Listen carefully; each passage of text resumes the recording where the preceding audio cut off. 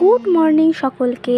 আজকে হচ্ছে ডে 3, আমার 75 ডেজের ডে 3। তো অক্ষয় তৃতীয়ার অনেক অনেক শুভেচ্ছা জানাই সকলকে।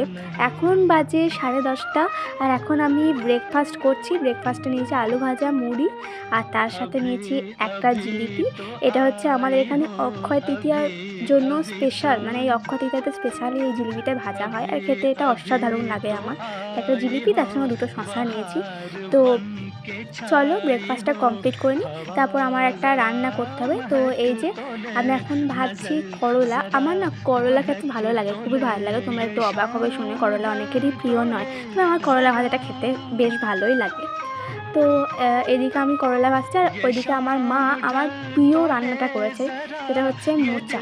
তো মোচা, সবজির মধ্যে মোচা, করলা আমার খেতে ভালো লাগে। হ্যাঁ, আমার এগুলো খেতে ভালো লাগে, অবাক হওয়ার কিছু নেই। তো এদিকে অক্ষয় তৃতীয়ার জন্য আমার মা পুজো দিয়ে নিয়েছে, খুব সুন্দরভাবে পুজো দিয়ে নিয়েছে। তো এইরকম মিনি ব্লগ দেখতে তোমাদের কেমন লাগছে সেটা আমাকে অবশ্যই কমেন্টে জানিও। আর বড় ব্লগ আমার অনেক দিন আপলোড করা হচ্ছে না, প্লিজ আমার চ্যানেলটাকে সাবস্ক্রাইব করে দিও।